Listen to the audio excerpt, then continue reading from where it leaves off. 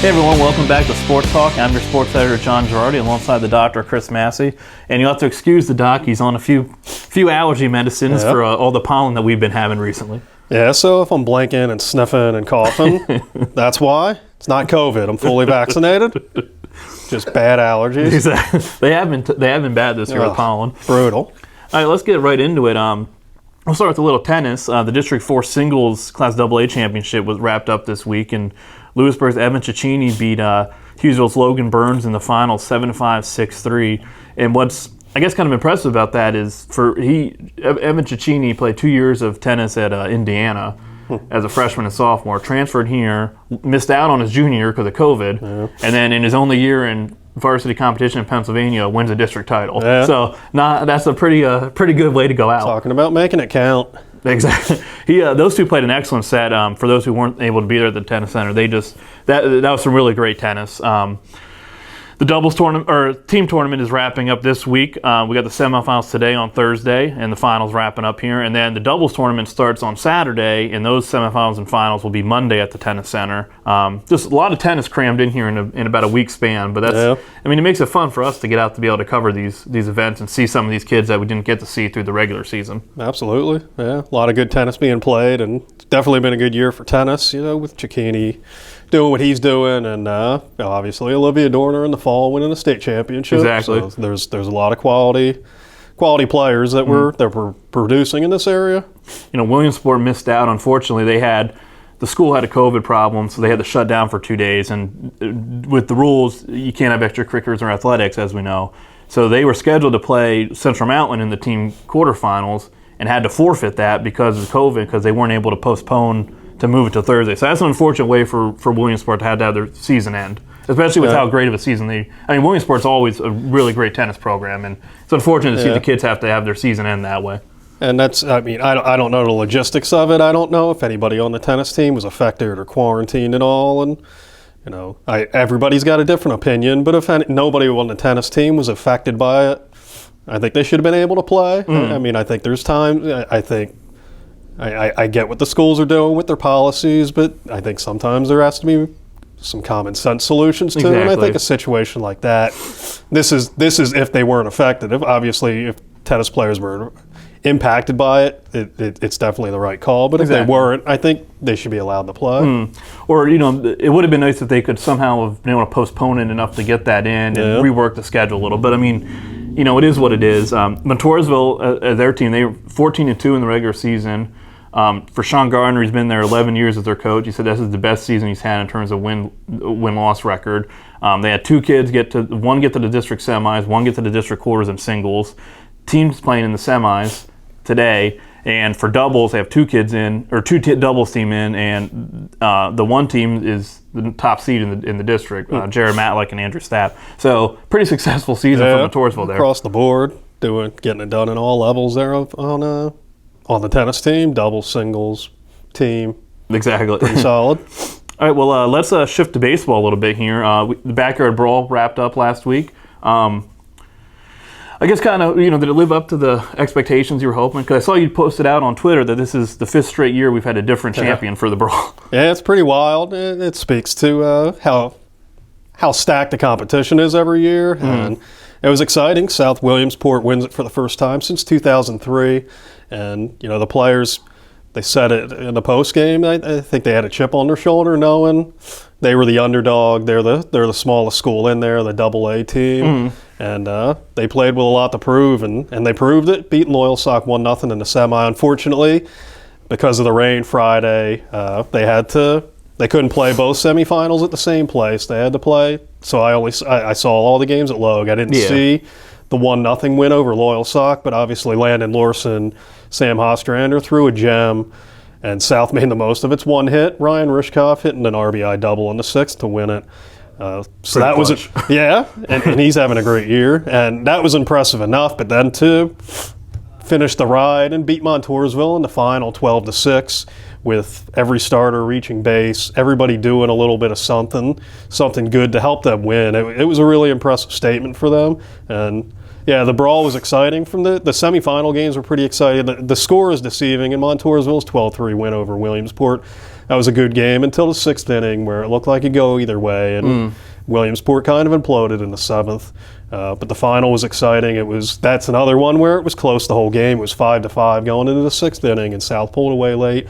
So it was fun as always, and technically we still have another game to go Friday. Williamsport's hosting Loyal Sock in the makeup of the consolation game, so looking forward to that too. And yeah, that should be a good one. glad they got to play. The forecast didn't look good. They got it in, and it was great to see.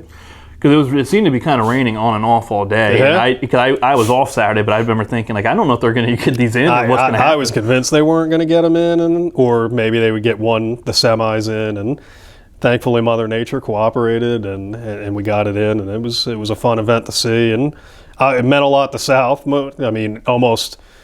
I'd have to look at the birth certificates, but maybe 2 of the seniors. I think they have 2-3 seniors. Maybe they were born the last time they won it, but maybe other than that, nobody was born the last time they won the backyard brawl. That's crazy. So it was quite an achievement for them. Also in baseball news, we got the regular season's kind of wrapping up here, and we're getting into the home stretch, and kind of interesting development in District 4 Class A where Newman could be a default champion because no one else is getting in. Yeah, it's pretty amazing. It's I double checked the rules last night, and Rule 6 states that, well, for the backdrop, Newman's 13-2. They're in. No other team in Class A right now is even under it. I think the closest team to 500 is like 6-9, 7-11 right now. And rule number 6 in the rules states everybody with a 500 or better qualifies. Or if you have a losing record, but you're above a team that meets that 500 criteria in the power rankings, you would get in. Nobody meets that criteria in District 4 Class A. So my assumption is, if that holds, next Wednesday's the cutoff, Newman would be the champion without having to play a game. So that's just crazy. Yeah, it's never happened, and I've been here since 1999. It's never happened in any class. And I don't think it's a contingency that District 4 ever considered, because it's never happened. So I think this is uncharted waters. But unless something changes and somebody rallies to qualify, the rules state Newman would be the default champion. And they've never won a district title. They won their first ever league title yesterday, and be a unique way to win one. I picture it. They go to somebody's field that needs to win to get in, and that team loses, and they dogpile on along the foul line or something to do it that way. It's pretty crazy. Yeah. Like, I don't even know how to really kind of.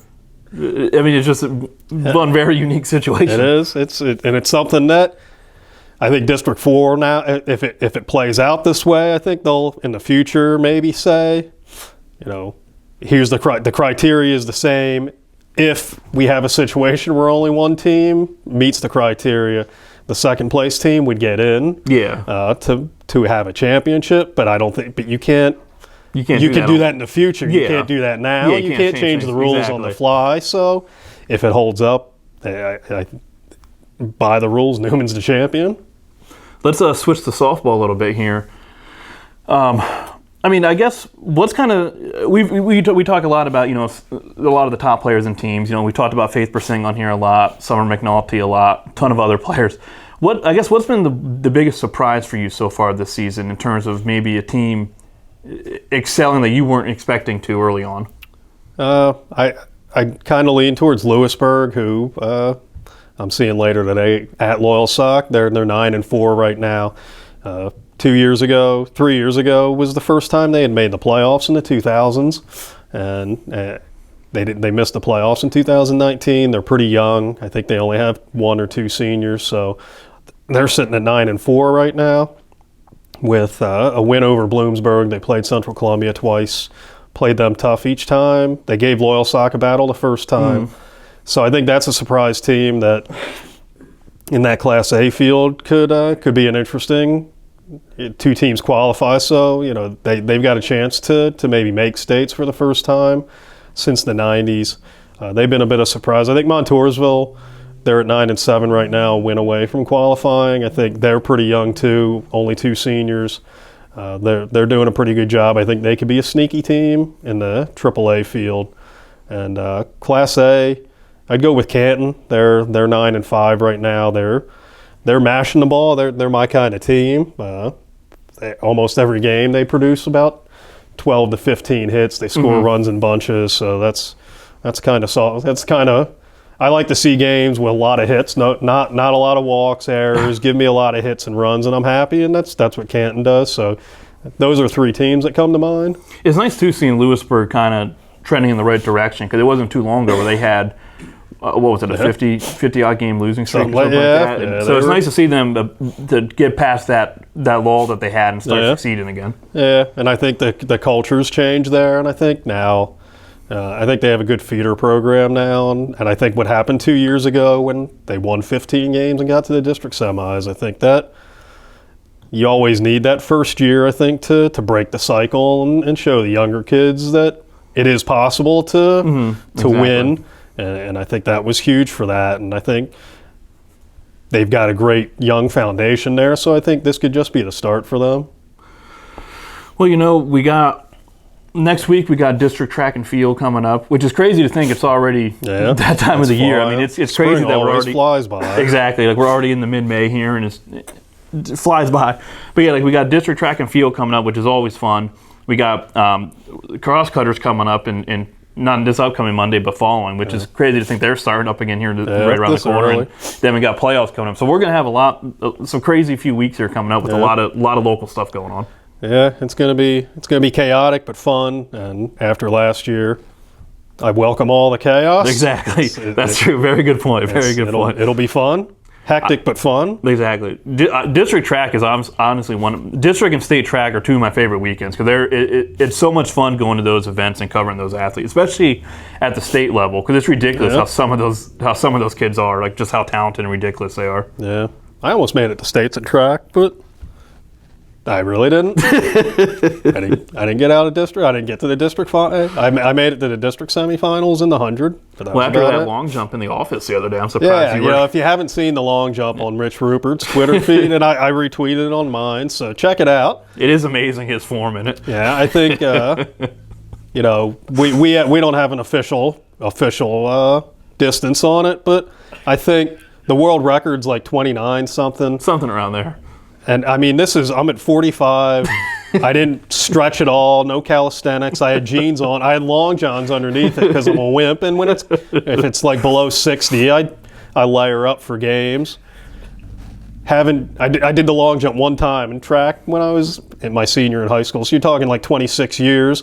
And I for one jump, that was pretty good. So give me about a month or so to train, and I think I can make a run at the world record. I could at least win a state championship. I think so. I saw Idris Ali won like the long jump yesterday, so Idris, I'm coming after you. That'd be a fun competition to watch. Yeah, I think I can take him. He's a great basketball player, and he's doing great in track, but give me a month, and I think I can take him. I still think I can beat you in a 100 or 200. That's funny. We'll have to set it up one of these. You know what? You could in Fantasyland. I was an elite sprinter in high. You talking to 1994 N95 fastest man at Garnet Valley, and I'm like a fine wine. I get better with age. The only problem I would have is I'd have to worry about passing out after like 50 meters because I'm so out of shape. But I think the adrenaline would kick in. 100's about my limit. All right, well, with that, we're going to leave you here this week. I'm John Girardi alongside Doc Massey. We'll see you guys again next week.